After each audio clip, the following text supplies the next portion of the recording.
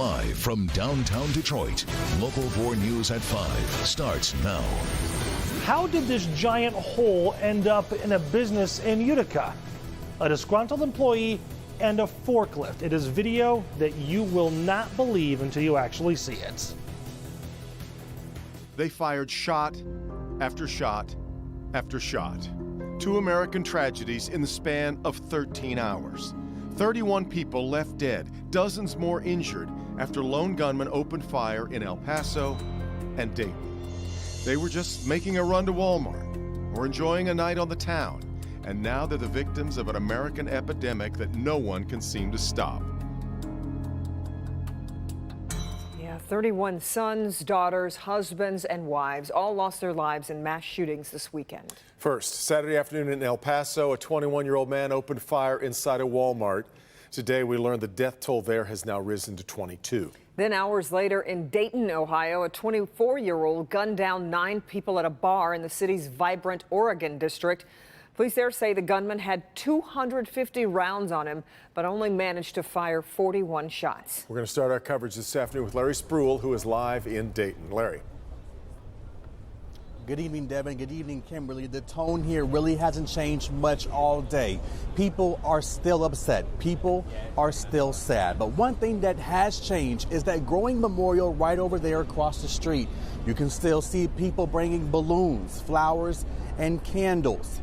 And I spoke with one man who was at this bar at the time of the shooting. I got to tell you, the details of his story are very graphic. I ain't gonna lie, I'm just in fear. That he wasn't going to make it. Monday, Anthony Reynolds is back at Ned Pepper's, the same spot where he thought he was going to die. I've never seen a massacre like in bodies just everywhere. Police say 24-year-old Connor Betts fired multiple shots outside Ned Pepper's bar Sunday morning. 9 dead, including his own sister. About 27 people injured. Reynolds tells me he was leaving the club when the shooting started. Chaos inside and outside the club. Our cameras saw this pile of shoes left behind as people tried to get out. I get about 10 feet away from the line. At the back of the line, there's about 60 people trying to get in the club. Then I hear a first gunshot. Then there were more shots. As soon as after that, it just went rapid fire. You heard like, boom, boom, boom, like, and I'm like, so we just start running. I look down the sidewalk and just see a row of just a row of bodies. There's people shot, some alive, some not. Kayla Miller describes the scene from the inside of Ned Pepper's. Because everyone was just crawling towards the back exit, just fighting each other to get out of the bar. Reynolds tells me his friend's wife was also inside, but she did not make it out. She called her husband to say goodbye. She called him in, you know, saying she was able to FaceTime as she was shot. She didn't know she was dying. He said she checked. He said, man, it was sad. He said she checked on her kids, told her she loved them, told them what happened, and then that's when she kind of collapsed on out. So really, where do we go from here? What can happen now? What change needs to happen now? Those are the questions people here in Dayton are asking. I'm working on that part of the story, all new tonight at 6. We're live in Dayton, Ohio tonight. Larry Spruill, Local 4. All right, Larry, we'll see you at 6 o'clock. And now let's move to Texas, where the shooter who killed 22 people inside an El Paso Walmart is in custody and reportedly volunteering information. According to police, he is showing thus far no remorse. That happening while families, loved ones, and the community continue to be gripped by grief and survivors struggling to comprehend why they made it out alive when many did not. Everything that happened was just terrible, but we are blessed. We are blessed because we're alive. And I pray for all those people that died. Yeah, federal authorities are treating the shooting as a case of domestic terrorism. Meanwhile, El Paso residents are concerned, some saying they feel attacked because they are Hispanic. They're being isolated. We are being isolated for our color. We're way past that now. We're years past color. The Justice Department is seriously considering bringing federal hate crime and federal firearms charges, which carry a possible death penalty sentence. In the wake of these two mass shootings, President Trump is addressing the nation, calling on Congress to take action. However, lawmakers, at least for now, are on a month-long break. And as Susan McGinnis reports, the president's suggestion for tying gun control to immigration reform thus far appears to be a non-starter on Capitol Hill. Susan? Well, demands are growing for lawmakers to return to Washington from their August recess to pass gun safety legislation. Two cities and a nation in shock after twin mass shootings this past weekend. In Washington, President Trump addresses the nation, taking one of his strongest stands yet on white supremacy. In one voice, our nation must condemn racism, bigotry, and white supremacy. The president also called for bipartisan solutions, including better early detection of mass shootings, curbing violence in the media and in video games, and reforming mental health laws. Mental illness and hatred pulls the trigger, not the gun.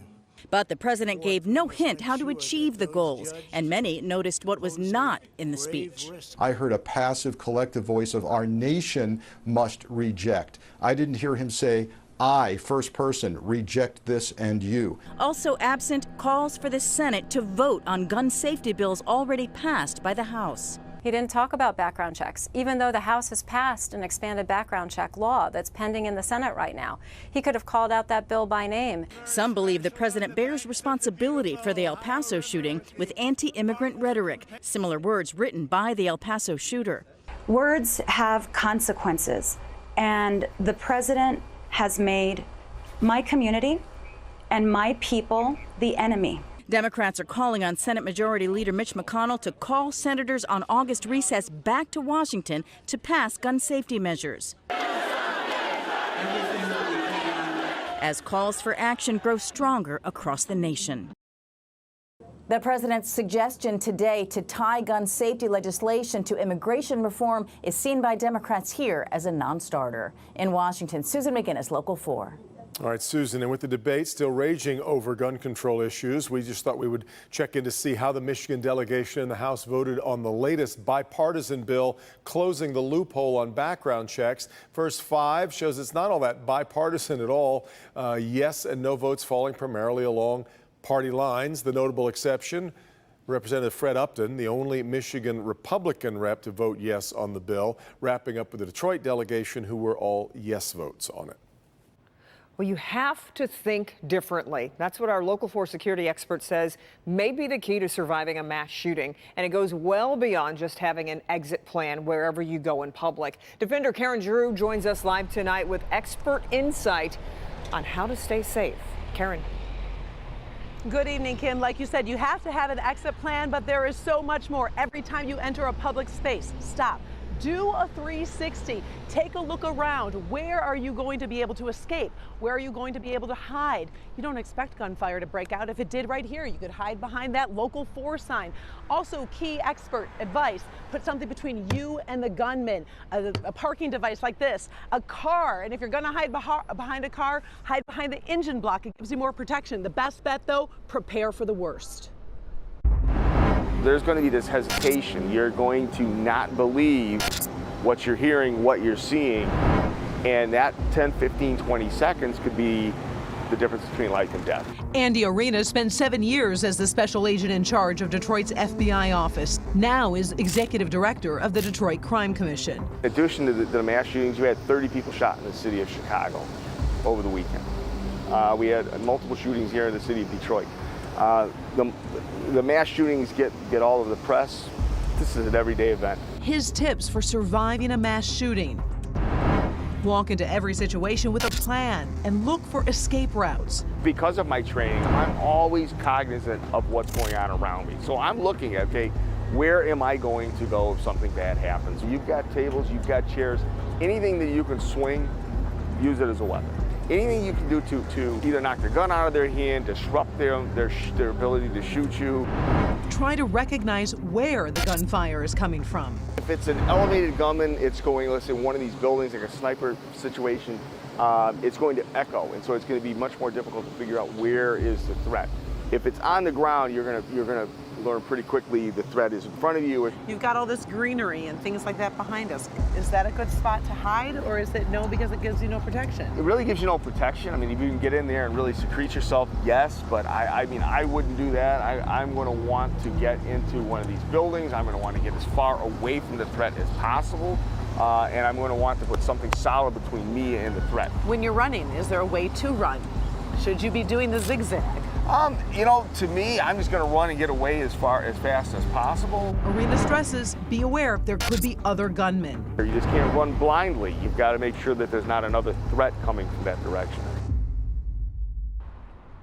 And as the expert says, you do not need to live in fear, but you definitely need to live prepared. We're live in downtown Detroit. I'm Karen Drew, Local 4 Defenders.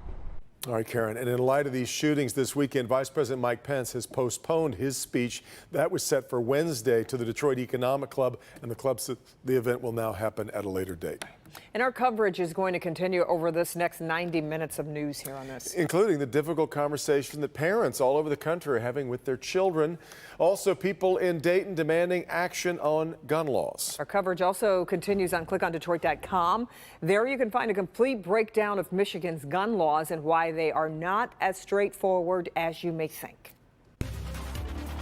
Let's get to some other news this afternoon, and that is breaking news that comes to us from Wall Street. A major sell-off, the Dow closing down 767 points. The day began with stocks taking a tumble at the opening bell. They dropped more than 500 points right off the bat. At one point, the market was down close to 1,950. Got some of that back, but it comes after China devalued its currency. Could be seen as possible retaliation after President Trump announced new tariffs on China. Those are scheduled to take effect on September 1st.